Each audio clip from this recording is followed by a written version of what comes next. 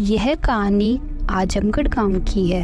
आजमगढ़ गांव में एक खूंखार मायावी चुड़ैल का कहर था।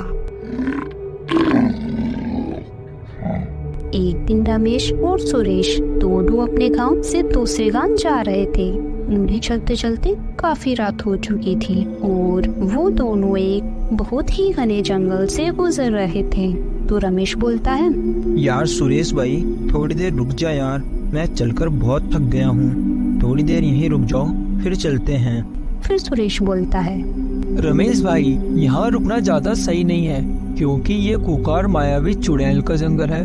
वो इसी जंगल में रहती है। हाँ यार सुरेश, मैंने भी सुना तो है उस खूंखार मायावी चुड़ैल के बारे में। वैसे भी वो अपने गांव के कई लोगों को अपने जाल में फंसा चुकी है।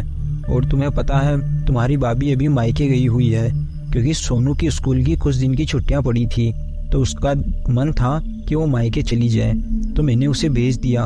और तुझे पता है, अगर यहाँ सोनू रहता और मैं उसे वहाँ नहीं भेजता तो वो छुट्टियों में इधर उधर ही घूमता। सही किया तूने, क्योंकि सोनू छुट्टियों में रात को और दिन में इधर उधर घूमता तो उसके लिए सही नहीं होता। वैसे भी ये गांव कम शमशान ज्यादा लगता है। लेकिन यार सुरेश, मैं काफी टाइम से शहर में था, तो मुझे उस चुड़ैल के बारे में ज्यादा कुछ नहीं पता। तू बता ना उस चुड़ैल के बारे में। ऐसी क्या खास बात है उस चुड़ैल में जो अपने गांव के उस चुड़ैल से इतना डरते हैं? अच्छा, तो अब तक तुम्हें उस चुड़ैल की कहानी नहीं पता। अपने गांव का बच्चा बच्चा जानता है उस खूंखार मायावी चुड़ैल के बारे में। बताओ ना यार सुरेश, क्या कहानी है उस चुड़ैल की? रमेश, तुम ये बातें यहाँ खड़े होकर मत पूछो, मैं आराम से घर चलकर सब बता दूंगा। लेकिन अब इस जंगल से जल्दी से चलो। सुरेश यार, पहले उस चुड़ैल की कहानी सुना, उसके बाद अपन यहाँ से चलेंगे। तू कहानी सुनाएगा, जब तक अपने पैर को भी थोड़ा आराम मिल जाएगा, फिर अपन चलेंगे। रमेश की लगातार जिद करने के कारण सुरेश मान जाता है और भगवान का नाम लेते हुए उस खौफनाक कहानी को सुनना शुरू करता है, जिससे पूरा गांव डरता था। फिर वे दोनों आग जलाकर जंगल में बैठ जाते हैं। तो सुरेश बोलता है, देखो रमेश, मैं तुम्हारी इतनी जिद्दी करने पर ये कहानी सुना रहा हूँ, लेकिन यहाँ पर या फिर रास्ते में कुछ भी हलचल हो तो पीछे मुड़कर मत देखना और ना ही किसी तरह की आवाज का पीछा करना। ठीक है मेरे भाई, तू कहानी सुना, मैं नहीं बोलूँगा और ना ही मैं कहीं जाऊँगा। अब तू कहानी सुनाना चालू कर। सालों पहले इस जंगल में एक औरत आकर बस गई।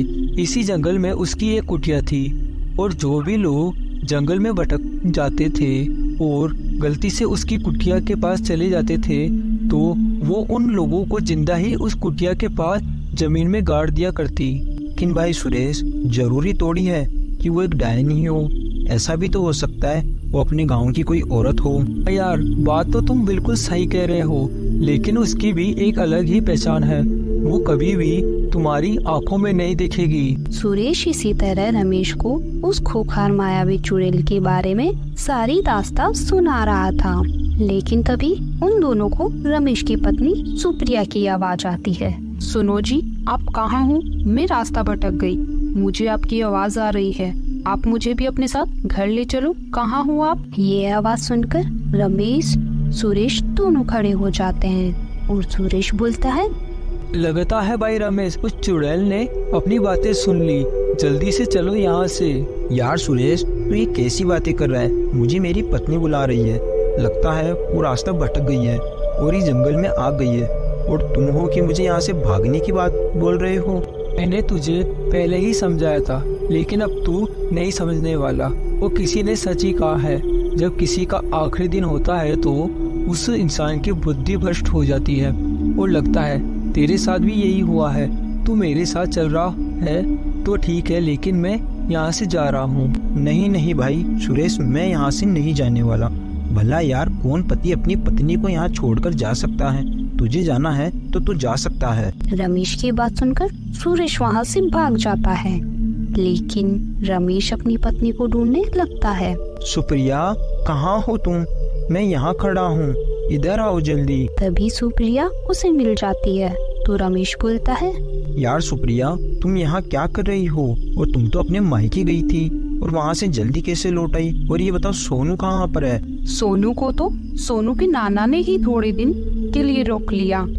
मैंने सोचा आप वहाँ घर पर अकेले होंगे, इसलिए मैं चली आई और रास्ता भटक गई। रमेश को सुप्रिया पर थोड़ा शक हो रहा था। फिर वो जैसे ही सुप्रिया की आंखों में देखता है तो सुप्रिया अपना चेहरा घुमा लेती है। सुप्रिया की इस हरकत से रमेश समझ चुका था कि अब वो उस चुड़ैल के जाल में फंस चुका है। रमेश भागने के लिए जैसे ही पीछे मुड़ता है तो उसके सामने वो खूंखार मायावी चुड़ैल आ जाती है और देखते ही देखते वो चुड़ैल रमेश को मारकर खा जाती है। Thanks for. आप हमारे चैनल पर पहली बार आए तो चैनल को सब्सक्राइब करें और हॉरर वीडियो का मजा लें। केशव नाम का एक बहुत ही मेहनती किसान था। बहुत पहले ही उसके माता पिता का एक एक्सीडेंट में देहांत हो गया था। वही अपने छोटे भाई बहन का सहारा था। वो दिन रात खूब मेहनत करता था और खेती बाड़ी करके अपने भाई बहन का पेट भरता था। और उसकी एक प्रेमिका भी थी जिसका नाम सोनिया था और सोनिया गांव के सरपंच की बेटी थी। तो एक दिन सोनिया केशव से बोलती है, केशव, तुम अपने लिए मेरे मम्मी पापा से बात करने कब आओगी? कल ही मेरे मम्मी पापा आपस में बात कर रहे थे कि अब सोनिया की शादी की उम्र हो गई है और अब वो मेरे लिए रिश्ते देखना चालू कर देंगे। मैं क्या करूं सोनिया, मेरी हिम्मत ही नहीं होती। मैं किस मुंह से तुम्हारे घर आऊं? मेरे जैसे वहाँ छोटे लोग और गरीब किसान तो काम करते हैं और तुम चाहती हो कि मैं तुम्हारा हाथ मांगने आऊं। मुझसे ये नहीं हो पाएगा सोनिया। तो तुम क्या चाहते हो? मैं तुम्हारी दुल्हन नहीं बनके किसी और की बनूं? ये कहकर सोनिया केशव से गुस्सा होकर वहाँ से चली जाती है।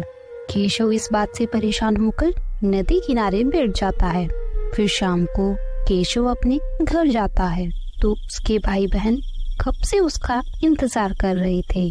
आओ भैया, हम दोनों आपका ही इंतजार कर रहे थे।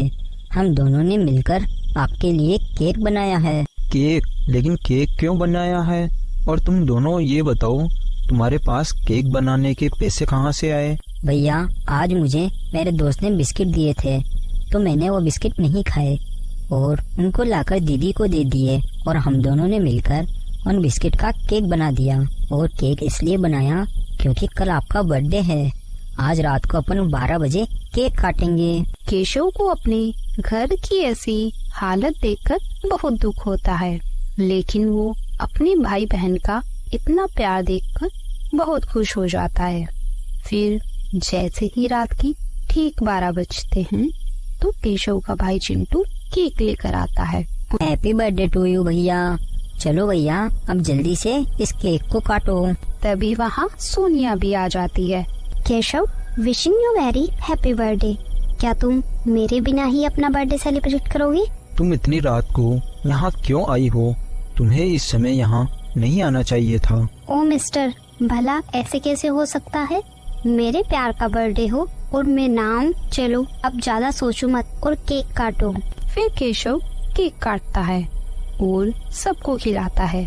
फिर सोनिया बोलती है, केशव, अब तुम जल्दी से ऐसा कुछ करो कि अपनी जल्दी से शादी हो जाए और मैं भी तुम्हारे परिवार के साथ रहने यहाँ आ जाऊँ। सोनिया के इतने बोलते केशव सोनिया को गले लगा लेता है और फिर थोड़ी देर में सोनिया वहाँ से चली जाती है। केशव का एक रोहित नाम का पड़ोसी था और वो सोनिया को बहुत पसंद करता था। वो सोनिया से शादी करना चाहता था। एक बार रोहित ने सोनिया को अपने दिल की बात कही थी, लेकिन सोनिया ने उसे साफ मना कर दिया था। इसके बाद से ही रोहित मन ही मन केशव से जलने लगा था। उसने सोनिया को आधी रात को केशव के घर से निकलते देख लिया था, इसलिए वो अगले दिन सरपंच के पास जाकर सारी बात बता देता है। सोनिया, तुम्हारा दिमाग तो ठीक है? तुम इतने बड़े घराने के होकर एक दो कौड़ी के आदमी से प्यार करती हो जो खुद एक टाइम का खाना नहीं खा सकता। वो तुम्हें क्या खिलाएगा? आज से तुम मुझसे बिना पूछे घर से बाहर नहीं जाओगी, वरना तुम्हारे लिए अच्छा नहीं होगा। ऐसा कहकर सरपंच सोनिया को उसके कमरे में बंद कर देता है। फिर करीब 10 दिन बाद सोनिया जैसे तैसे करके वहाँ से निकल आती है और केशव से मिलने जाती है। तो वहाँ का नजारा देखकर उसके पैरों तले जमीन खिसक जाती है। वो देखती है कि दीवार पर केशव की तस्वीर पर हार लगा था। तो चिंटू बोलता है, दीदी आप इतने दिनों से कहाँ थी? देखो ना भैया अब इस दुनिया में नहीं रहे। ये नहीं हो सकता, मेरा केशव मुझे ऐसे अकेला छोड़कर नहीं जा सकता। पता नहीं दीदी, एक दिन भैया शाम को खेत से नहीं आए तो हमने गांव वालों से पूछा तो उन्होंने बताया कि भैया एक नदी में बह गए हैं। फिर वे सभी रोने लगते हैं। थोड़ी देर में सोनिया वापस अपने घर चली जाती है और अपने कमरे में जाकर केशव को याद करने लगती है। वो केशव को याद करके बहुत रो रही थी। तभी उसे उसके कमरे में एक काली परछाई दिखाई देती है।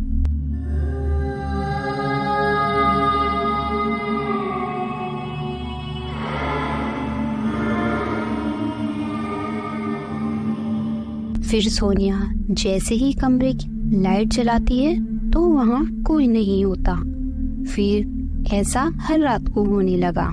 तो सोनिया एक अघोरी के पास जाती है और उसे सारी बात बताती है।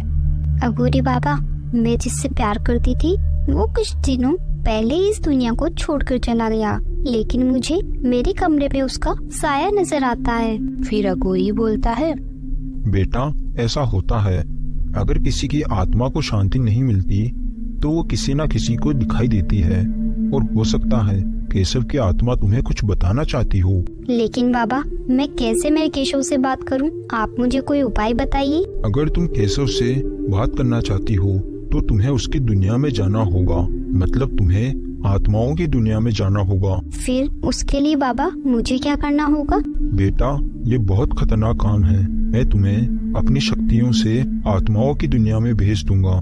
तुम वहाँ जल्दी से केशव से सारी बात करके और जल्दी से वापस लौट आना। ना बोलकर अघोरी कुछ मंत्र पढ़ने लगता है और देखते ही देखते सोनिया आत्माओं की दुनिया में पहुंच जाती है और वहाँ केशव को ढूंढने लगती है।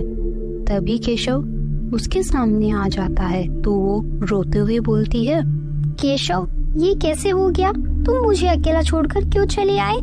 फिर केशव बोलता है, सोनिया मैं एक दिन काम करके घर लौट रहा था तो रास्ते में तुम्हारे पिताजी और रोहित ने मुझे मिलकर नदी में धक्का दे दिया और मुझे नदी में बहा दिया ताकि वो तुम्हारी शादी रोहित से करवा सके। और मेरी आत्मा इसलिए तड़प रही थी क्योंकि मेरा कोई अंतिम संस्कार नहीं हुआ और मेरी आखिरी इच्छा तुमसे शादी करने की थी, वो भी मेरी इच्छा पूरी नहीं हुई। तुम चिंता मत करो केशव, मैं तुम्हारी आत्मा की शांति के लिए पूजा करूंगी। तभी सोनिया आत्माओं की दुनिया से बाहर आ जाती है। फिर सोनिया अपना घर बार छोड़कर और अपने पिता से अपना रिश्ता तोड़कर केशव के घर उसके भाई बहन के साथ रहने के लिए हमेशा हमेशा के लिए चली जाती है। Thanks for watching.